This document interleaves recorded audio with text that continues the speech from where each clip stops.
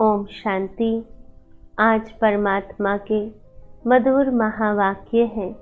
मीठे बच्चे, परमात्मा आए हैं वॉइसलेस दुनिया बनाने, अर्थात निर्विकारी दुनिया बनाने।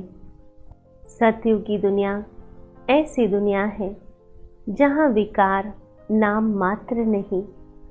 तुम्हारे कैरेक्टर सुधारने आए हैं, क्योंकि जब सतयुगी संसार स्थापन होगा तो वहाँ चलने के योग्य बनना होगा। और इसलिए परमात्मा हम बच्चों के कैरेक्टर सुधार रहे हैं। कैरेक्टर सुधारना उसी को कहा जाता है जब हमारा कैरेक्टर निर्विकारी बन जाए, अर्थात हमारी चाल चलन से कोई भी विकार प्रत्यक्ष न हो। परमात्मा कहते हैं, तुम आत्माई भाई भाई हो तो तुम्हारी दृष्टि बहुत शुद्ध होनी चाहिए, क्योंकि सर्वप्रथम दृष्टि बिगड़ती है और दृष्टि बिगड़ने से चरित्र बिगड़ जाता है। तो हमें सदैव याद रहे कि हम सतयुगी संसार के योग्य बनने जा रहे हैं। तो जहाँ कोई भी प्रकार का विकार नहीं, तो वह सारे विकार अभी ही मिटाने हैं। ऐसा नहीं कि सतयुग में जाकर हम विकारों को छोड़ेंगे, परंतु अभी ही छोड़ने हैं। जब हम वर्तमान निर्विकारी बनेंगे तभी तो निर्विकारी संसार में जा सकेंगे। दूसरी पॉइंट में परमात्मा ने प्रश्न पूछा, तुम बच्चे बेफिक्र बादशाह हो, फिर भी तुम्हें एक मूल फिक्रात अवश्य होनी चाहिए। वह कौन सी? और वैसे भी देखा जाए तो वर्तमान समय कोई भी आत्मा फिक्रात के बिना तो है ही नहीं। जैसे कि आदत पड़ गई है चिंता करने की। जब किसी दिन चिंता नहीं होती तो कहते आज कुछ है नहीं जीवन में करने योग्य, तो हमारा संस्कार बन चुका है। तो परमात्मा कहते हैं, बाकी सर्व फिक्रात को छोड़कर हमें एक फिक्रात अवश्य करनी है। वह कौन सी? तो परमात्मा समझाते हैं, हम पतित से पावन कैसे बने, यह है मूल फिक्रात। ऐसा न हो परमात्मा का बनकर फिर परमात्मा के आगे सजाए खानी पड़े। कोई भी पिता अपने बच्चों को सजाए खाते हुए देख नहीं सकता।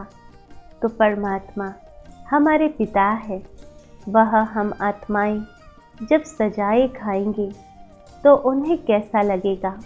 तो ऐसा पुरुषार्थ करना है कि मेरे कर्मों को देखकर भगवान भी नाज करे, मेरे पिता को भी मेरे पर नाज हो। तो हमें ऐसा कोई कर्म नहीं करना है जिसकी हमें सजाएं खानी पड़े, सजाओं से छूटने की फिक्रात रहे, नहीं तो उस समय बहुत लज्जा आएगी। क्योंकि परमात्मा ने हम आत्माओं के पीछे कितनी मेहनत की, कितना समझाया, कितना ज्ञान सुनाया, परंतु फिर भी अगर उनके ही सामने सजा खानी पड़े तो कैसे हम परमात्मा के सन्मुख जा सकेंगे। बाकी परमात्मा कहते हैं, सब बातों से बेपरवाह बादशाह बन जाओ। सबको परमात्मा का परिचय देना है। कोई समझता है तो बेहद का मालिक बनता, नहीं समझता है तो उसकी तकदीर, उसकी हमें परवाह नहीं करनी है। हमें तो स्वयं की परवाह करनी है, स्वयं की फिक्रात में रहना है कि कैसे हम सतु प्रधान बने। बाकी सेवाएं करते रहना है।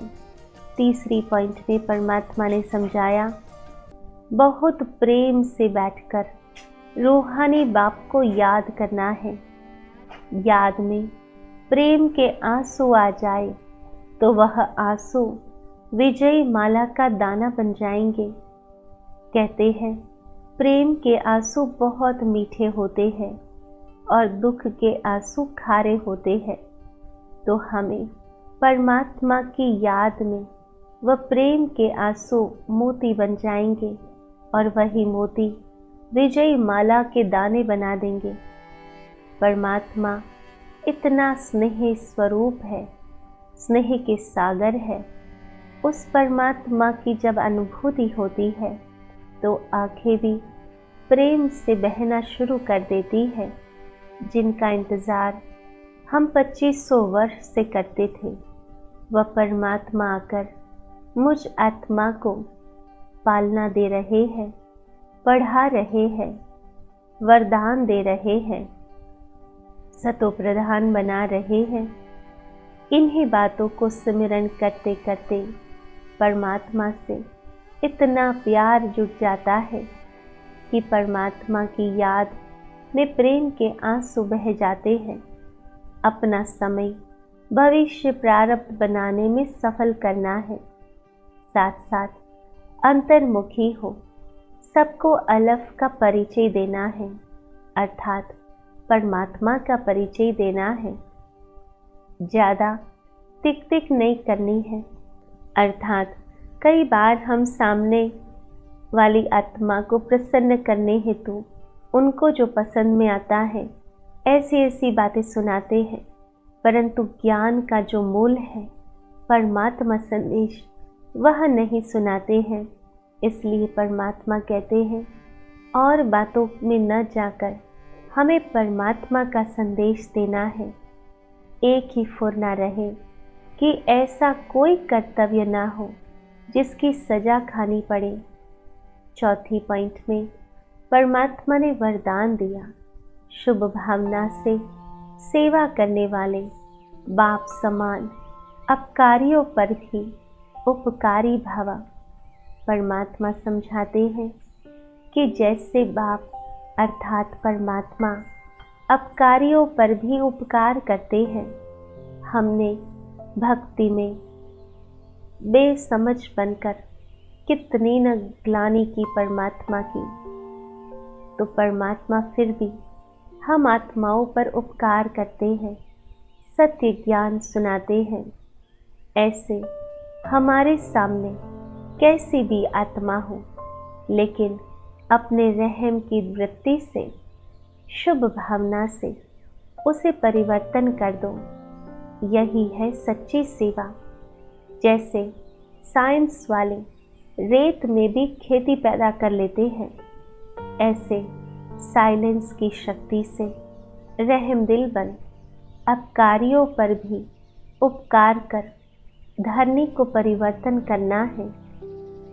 जब कोई आत्मा हमारे पर अपकार करती है तो हम संकल्प में भी उसके प्रति अच्छा नहीं सोचते, परंतु परमात्मा सिखाते हैं कि हमें संकल्पों में श्रेष्ठ सोचना है, भावना श्रेष्ठ रखनी है, शुभ रखनी है उन आत्माओं के प्रति। स्व परिवर्तन से, शुभ भावना से कैसे भी आत्मा परिवर्तन हो जाएगी, क्योंकि शुभ भावना सफलता अवश्य प्राप्त कराती है। बस हमें धीरज रखना है और अपनी शुभ भावना में कभी भी संशय पैदा नहीं करना है कि ये काम करेगी या नहीं करेगी, परंतु हमारी शुभ भावना सदैव काम करती है। शुभ भावना सर्व आत्माओं पर इतना असर डालती है कि वह आत्माएं पिघल जाती है। जैसी जैसी आत्माएं होती हैं, वैसा अलग अलग परिणाम का समय अवश्य लगता है, परंतु शुभ भावनाएं कभी व्यर्थ नहीं जाती। 5वीं पॉइंट में परमात्मा ने समझाया कि ज्ञान का सिमरन करना ही सदा हर्षित रहने का आधार है।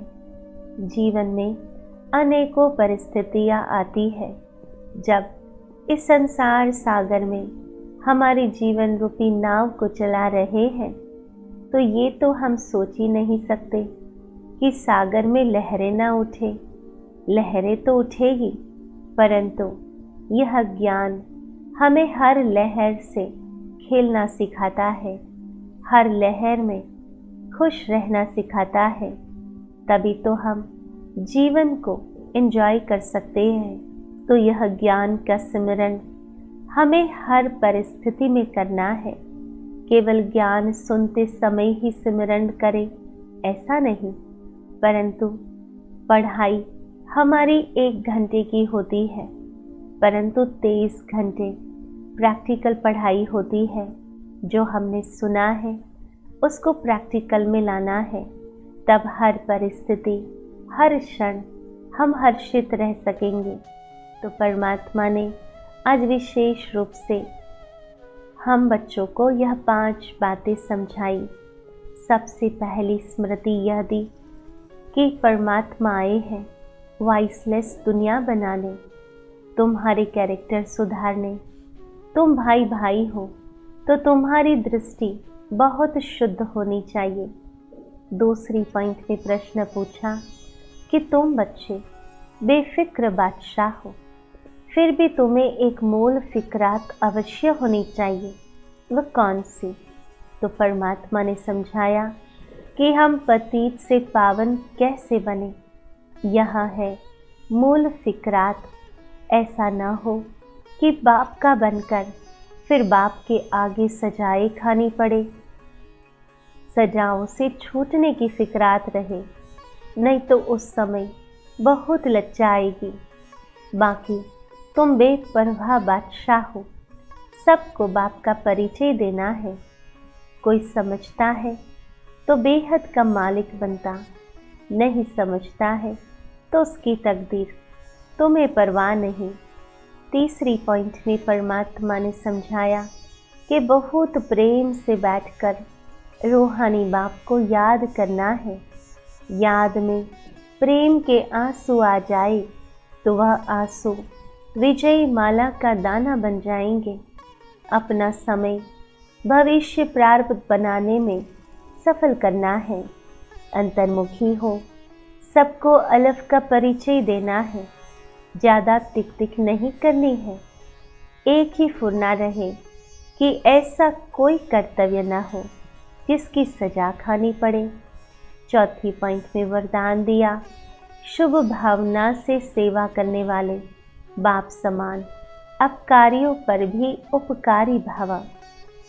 और पांचवी पॉइंट में समझाया कि ज्ञान का सिमरन करना ही सदा हर्षित रहने का आधार है। तो आओ चलते हैं अनुभूति की ओर। ओम शांति। मैं आत्मा मस्तिष्क के मध्य में विराजमान निर्विकारी हूँ। मेरा अनादि स्वरूप संपूर्ण निर्विकारी है। इस काल चक्र में आते आते, अनेक जन्म मरण के चक्र में आते, आत्मा ने अपने कैरेक्टर को बिगाड़ दिया। आत्मा विकारों के वशीभूत हो गई। अभी परमात्मा आए हैं मुझ आत्मा को निर्विकारी बनाकर निर्विकारी संसार स्थापन करने। पढ़ाई से मुझ आत्मा के कैरेक्टर सुधार रहे हैं। मुझ आत्मा को स्मृति दिलाई कि सर्व आत्माएं आपस में भाई भाई है, जिससे दृष्टि वृत्ति सब शुद्ध हो गया।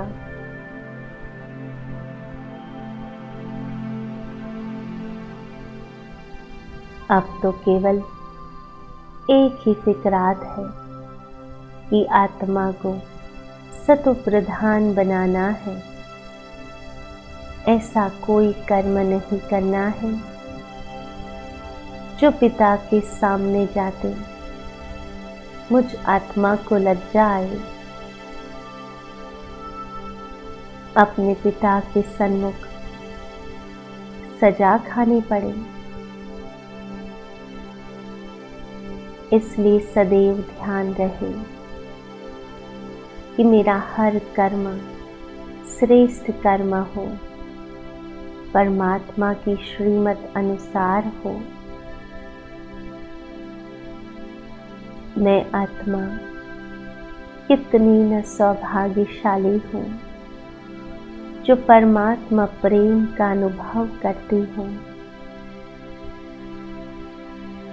परमात्मा का प्रेम मुझ आत्मा को इस संसार में सर्वश्रेष्ठ बनाने वाला है।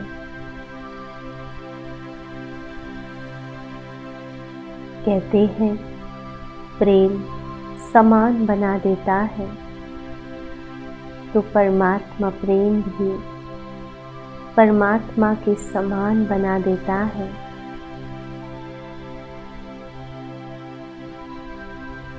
मुझ आत्मा को यह ईश्वरीय स्नेह संसार में फैलाना है।